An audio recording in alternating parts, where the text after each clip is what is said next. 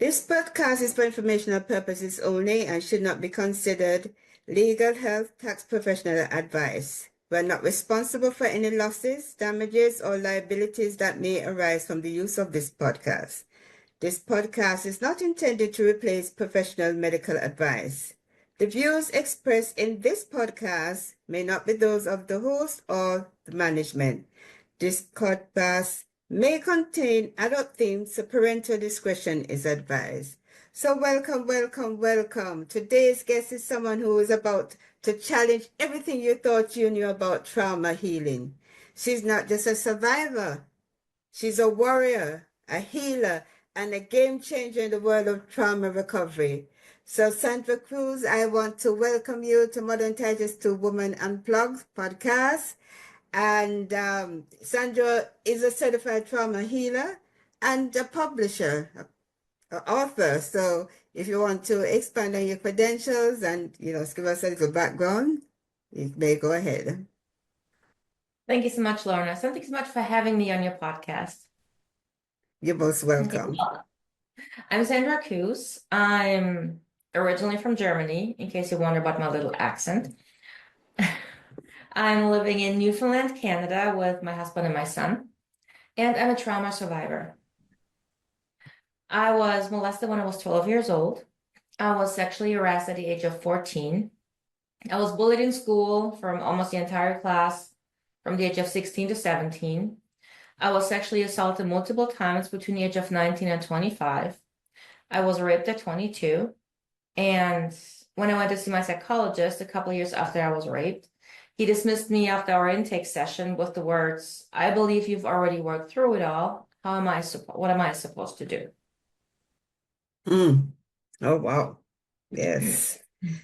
So your personal story of overcoming trauma is incredibly powerful. What was the turning point when you realized that you had to take healing into your own hands? What was the turning point there? Well, I guess the turning point came after the psychologist because that's when I hit rock bottom. Because I was deserted by family and friends, and now even the health professionals who were supposed to be trained to understand that I'm still dealing with trauma. And just because I wasn't sobbing during my session doesn't mean I wasn't still dealing with it. I just was able to suppress it well enough to talk about it. And it took me a while to realize that the only way for me to heal is finding my own way.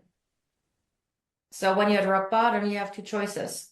You can either stay down there and nothing will ever change, or you become your own warrior and you climb back out. Oh, And yeah. I'm Leo, so I'm a fighter by nature. And I decided this wasn't it. I was in my early 20s and I had hopes, I had dreams, and I knew staying on rock bottom, they would not come true. You say that mainstream trauma professionals can only guide clients as far as they've healed themselves.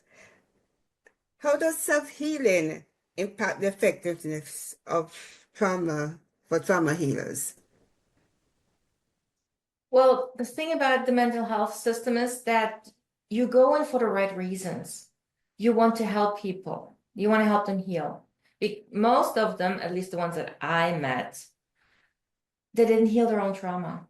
What I've heard from my clients so often is, well, my therapist got me this far. Now he says he can't help me anymore because we did everything we could, but he's not giving me suggestions on where to go next.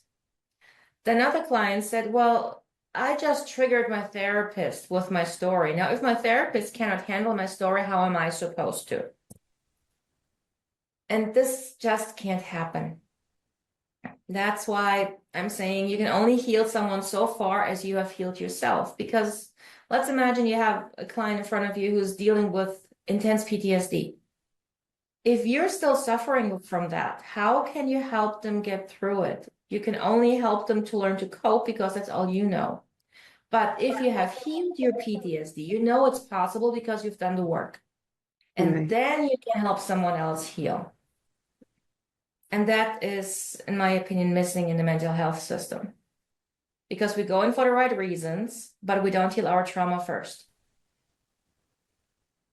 But some of these persons who do trauma healing, don't they have persons that go to persons that they you know help them through their journey that they're going through, because the ongoing process, isn't it?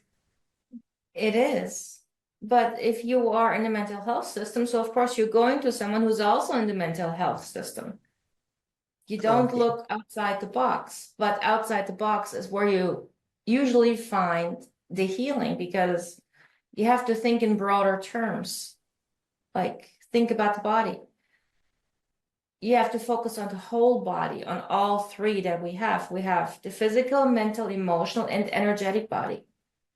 And the Right. energy of our body can be measured and be proven that it's actually there.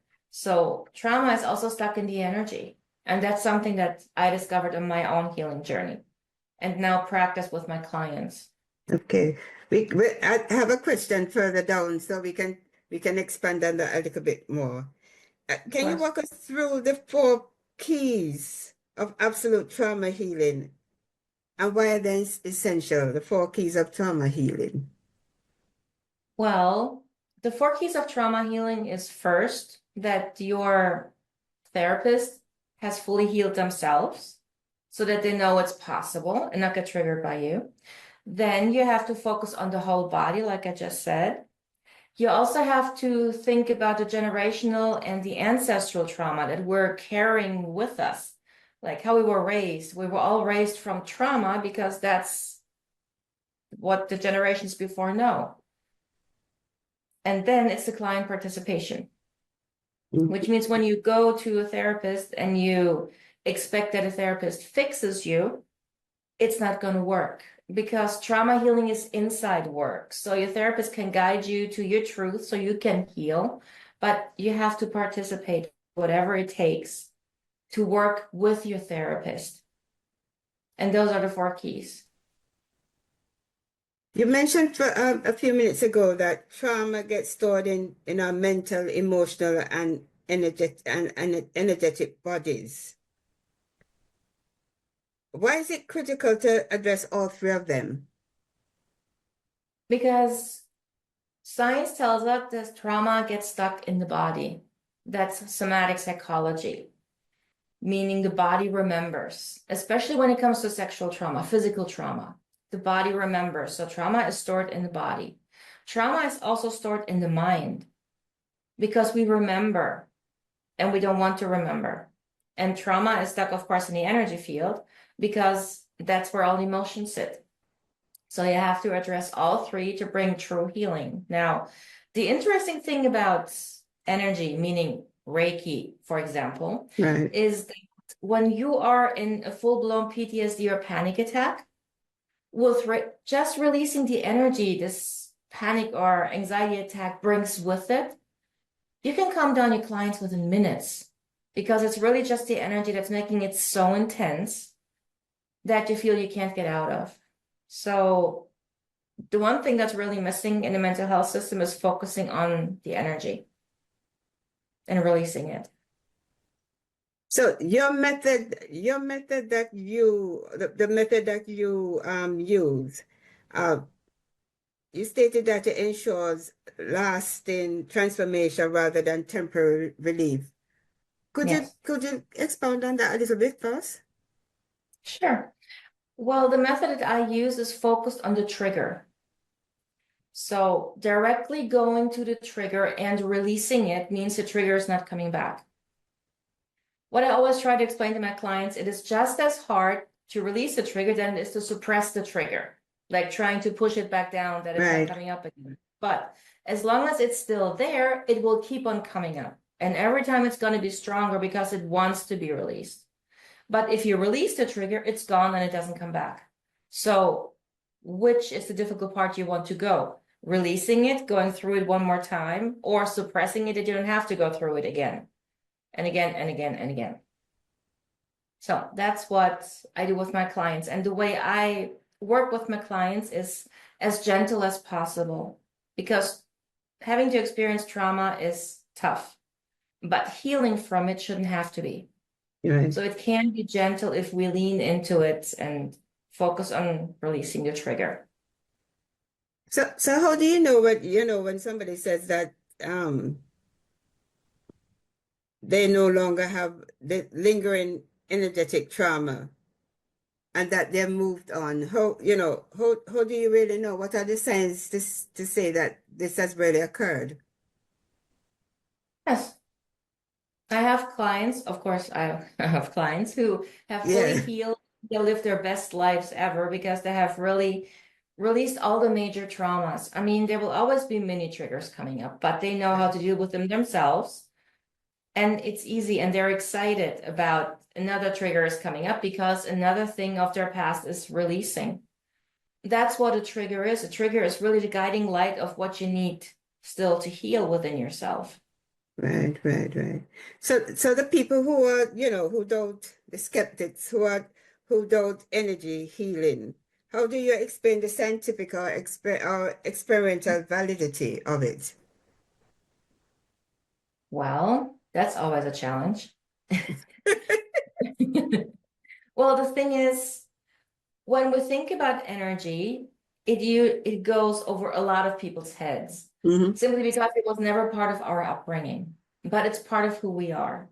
And we use energy every day of our lives. For example, you cut your finger and it's bleeding. Right, So what happens next? There's scab covering the wound so that it hmm, can heal. right. Well, it's the body's own healing ability.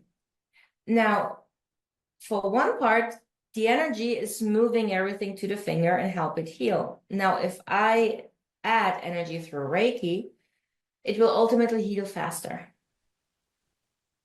because the body absorbs the energy and uses it as it needs it. Right. Then when you think about you have a child and that child is falling and hits her knee, what do you want to do? The first thing you want to take her in your arms and then kiss it to make it better. You're focusing your mind on making your child feel better, less pain, that she's healing fast. That is using energy because your thoughts are energy. So you're focusing that on a specific outcome. And with that, the energy is going to that desire, that wish for the child to be Okay. better. Hmm. In when we spoke, you mentioned a preliminary conversation. You mentioned ancestral and generational trauma. I know that in the Bible it talks about, that something like this exists because in the Bible it speaks about generational curses. If you look in Exodus, it talks about it and as being a consequence of sin. It can go to four generations, what one person did before. So I sort of that came to mind when we were speaking about ancestral and generational trauma. Is it something like that? And how does it affect people today?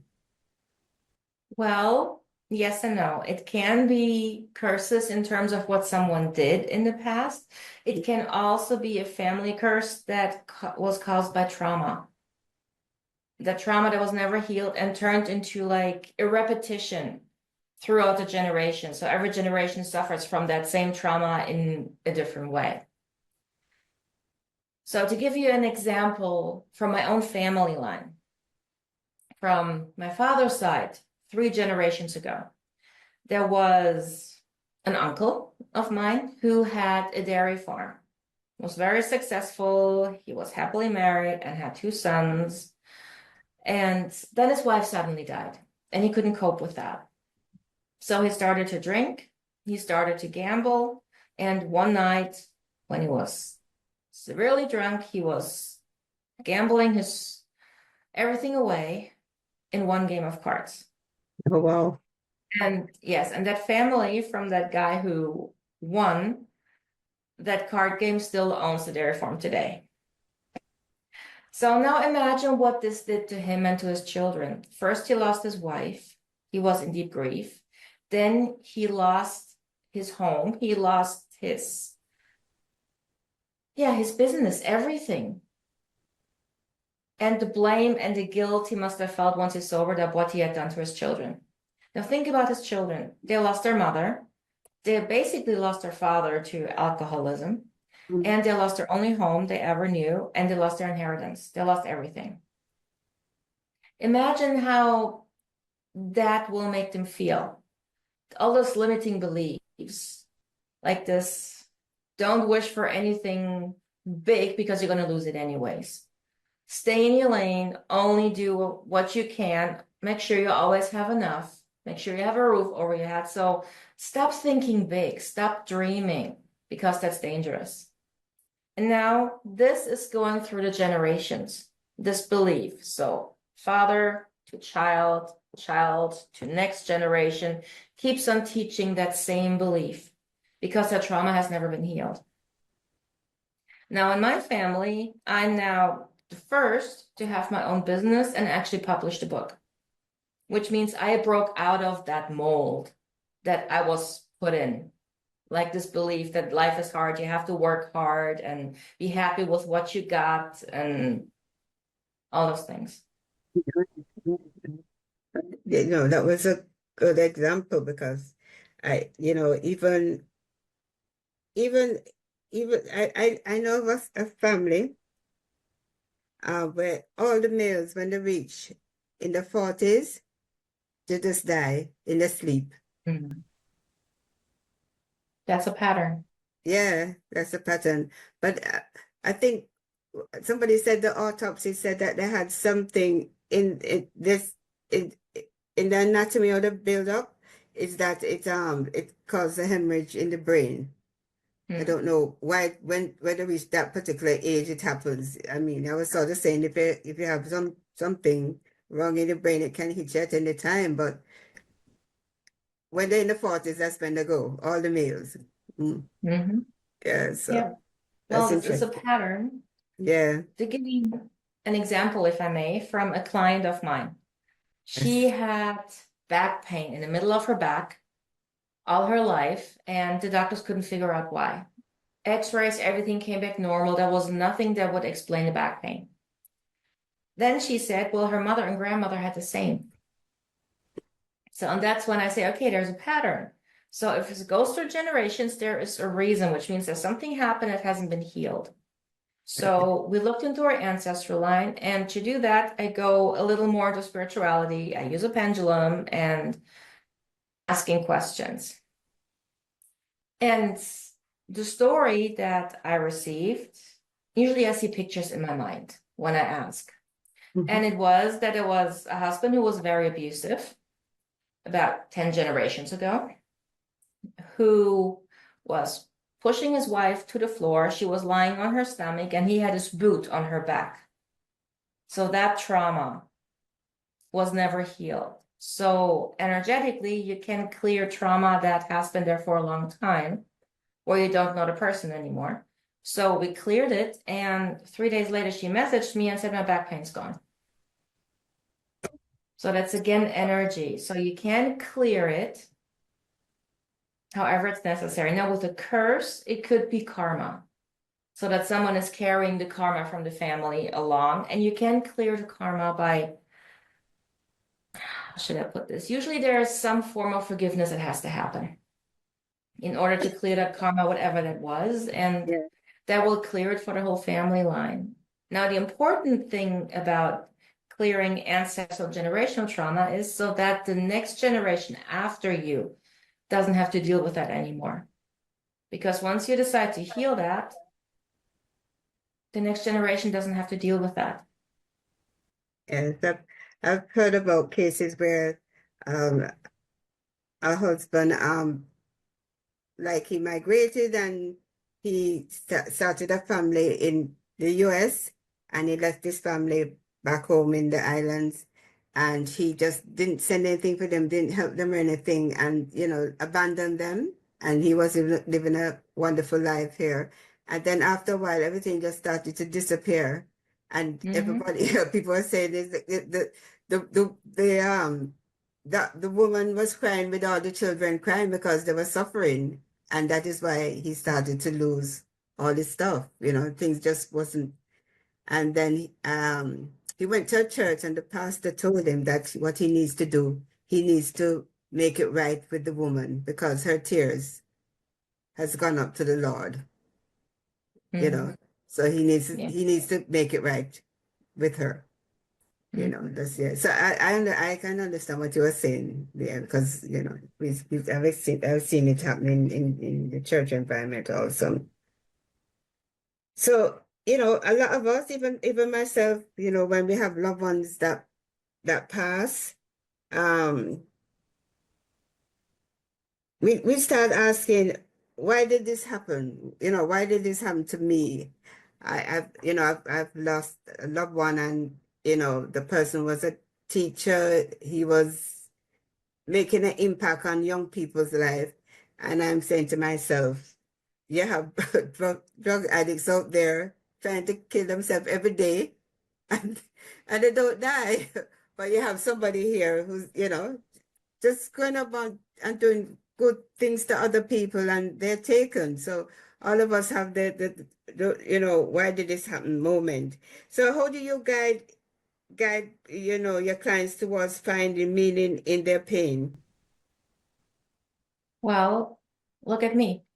If I hadn't been through everything I've been through and was forced to find my own way of healing, I would not be able to do this fulfilling work. I would not have written my book. I would not sit here and tell people how they're supposed to heal their trauma because what they tried didn't work, because I experienced that. So our story is an opportunity. Trauma gives us an opportunity to grow beyond our expectations. Just imagine you had the perfect life. No trauma, no issues, nothing, everything were great. You would not need to evolve. You would simply stay the same. Yeah, that's true. But We through our story, we learn how strong we actually are.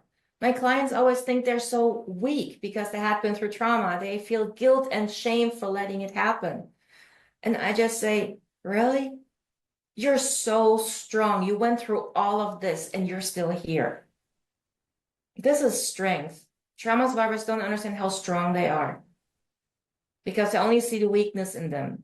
But once you've healed and you look back, you see what the story actually tried to tell you.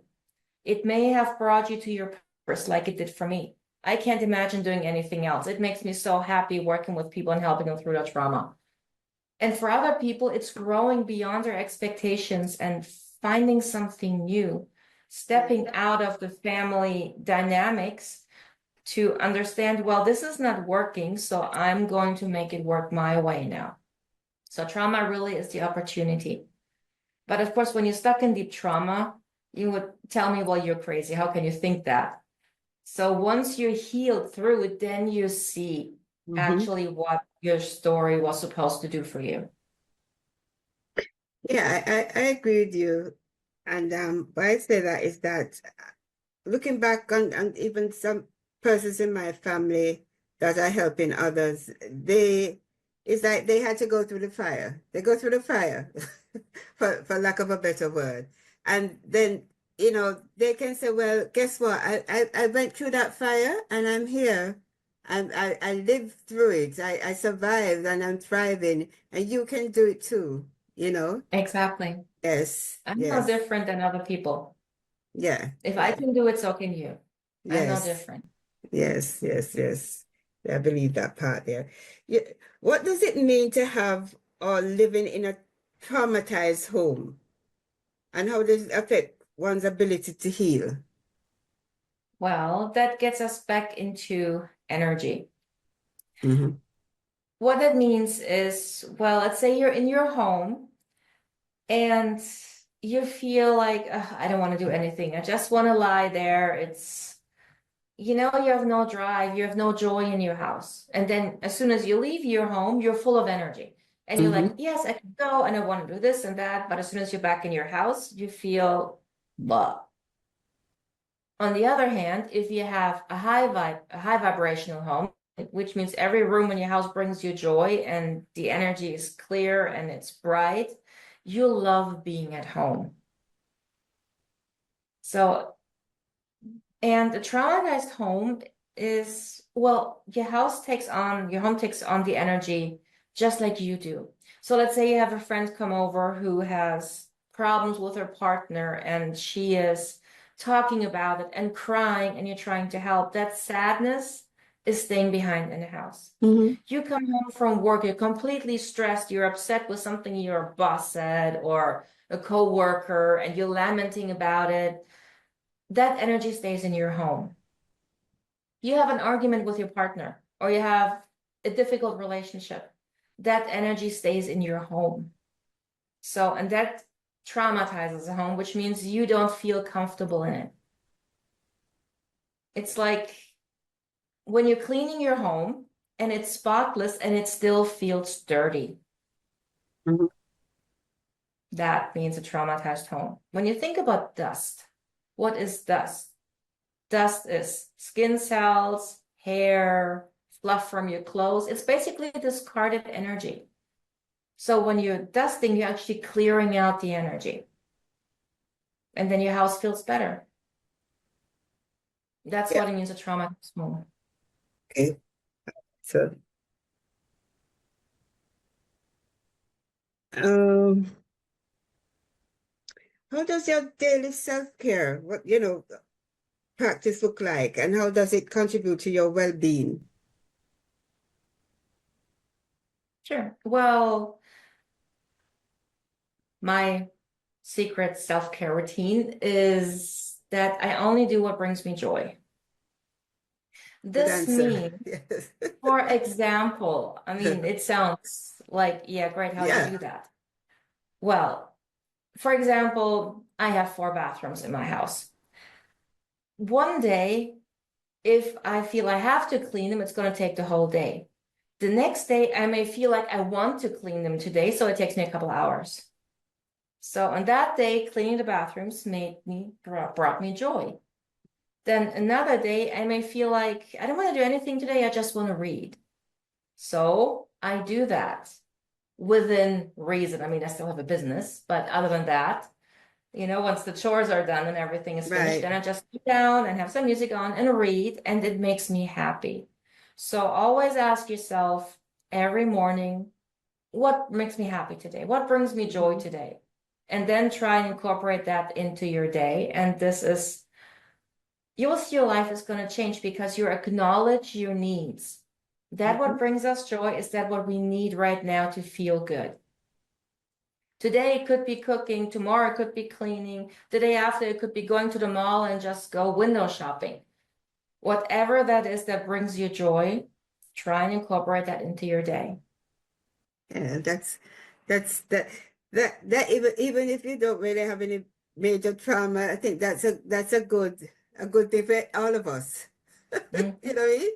To incorporate something that we want to do, really want to do. And that's the thing about work. Sometimes you get so saturated with just doing, you know, to get through, but and then you don't do anything for yourself to Mm-hmm. put joy in your life, you know? Yeah, yeah. Exactly. So misconception, how does trauma healing different from just coping with trauma? How does the healing differ from just coping? How can you Well, differentiate? when you're coping with trauma, you learn to live with it. You're Mhm. basically creating your life within the boundaries your trauma gives you. You have the limiting beliefs, you have the self-sabotaging behavior, you have the fears and the doubt, the perfectionism, the need to control everything. All of that is within the parameters the trauma gives you. Now, when you're healing trauma, you're releasing it. It's not there anymore, which means all the traits you want, like being confident, being courageous, being outspoken, setting healthy boundaries, fulfilling your dreams, that is coming back up as you heal your trauma. There's not much work to do other than healing your trauma, and all the good things are coming back up. You're changing, you're shifting. So healing means letting go completely of trauma and transforming into the new, amazing version of yourself. Whereas coping is staying within the parameters that trauma gives you. You're designing your life around your trauma. You make your life work with your trauma. That's coping. Some people say that trauma is a lifelong lifelong battle rather than a process that has an end. What did you say to that? They haven't met me yet. Come on Well, over. well, it's a Hey. belief system. If you have been taught Mhm. from your parents, grandparents, great-grandparents, A, you don't talk about it. B, you don't go to therapy. What if the neighbors find out? That's so You know, true. Yes. I What was happened? brought up Oh, with stay at that. home. Yeah. Yes. I was brought up with that, and I was like, nope, I don't care. Yes. And so, yeah, if you have never experienced how beautiful it is to really release your trauma, you don't Mhm. know what it feels like. This is one of Yeah. the things that you have to see to believe. Right. Right. So when Right. you say, well, trauma is a lifelong issue, then I would say to that, whether you believe you can or you believe you cannot, you are right because you're believing that. So in order to heal, you have to at least give it the benefit of the doubt that it's possible. You don't have to believe it, but just, the little doubt, well, it could be possible. That's all that's needed to continue your journey. But if you flat out believe it's not possible, then yeah, you most likely will suffer from trauma for the rest of your life because that's what you believe. So the mind shift is that they need to shift. The mind shift should be to embrace their personal power, the inner power that they have to overcome. Huh? Very true. But if you're Yes. dealing with deep trauma, it's very difficult to step into empowerment because trauma is keeping you hostage. It's like a jail that you create yourself. Right. You're Right. staying in that jail. So you have to open the door and walk through and have faith that on the other side it's better. Right. Whether you know it or not, you just have to have faith that it is better. I mean, I'm not the only one. So there's so many people saying it is possible. Right. Right. Right. Right. But Right. it's up to you to take the first step. Um, do you have any clients or any situation where the transformation was so profound that you witnessed when they adopted your methods? Yes. I was working with a client a few years ago. She had been through intense trauma, really bad. Narcissistic relationship. She's in my book, which Hmm. means I can Yes. talk Yes. about Yes. it because she gave me Yeah. permission, Hmm. right? So very like she was molested by her father. She had a narcissistic relationship where he was so brutal physically and mentally. He forced her to have an abortion and Oh, get her wow. tube tied when she was in her 20s, and the doctor did it.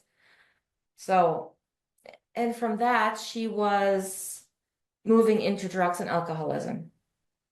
Now, when we met, I was just starting with my modality and I needed some practice clients. So that's how we met and started working together.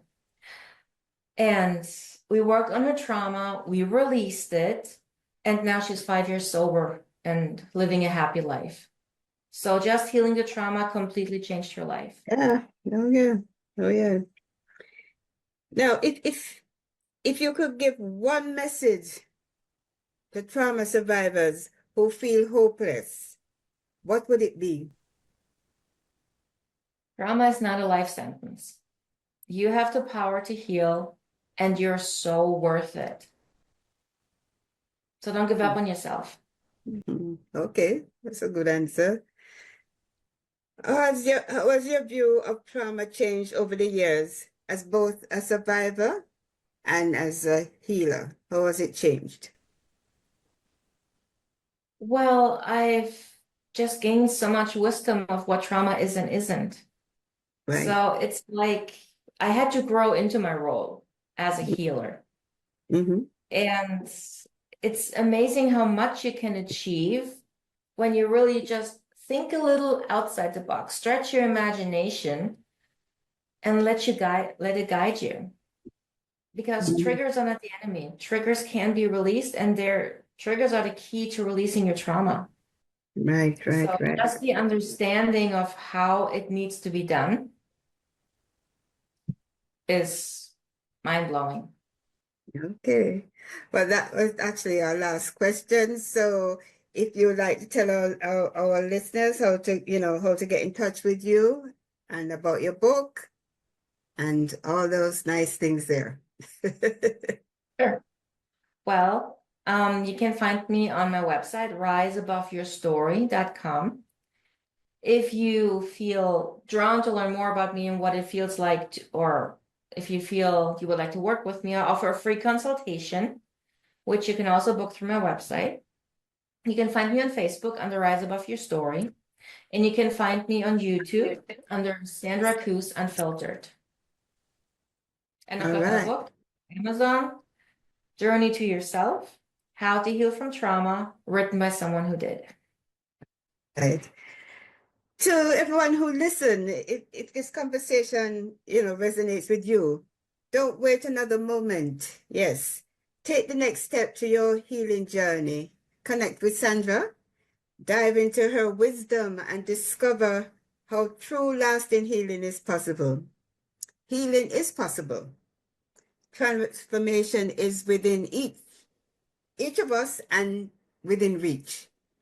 And as Sandra has shown us today, your past does not define you. Until next time, keep rising, keep healing, and keep embracing your power.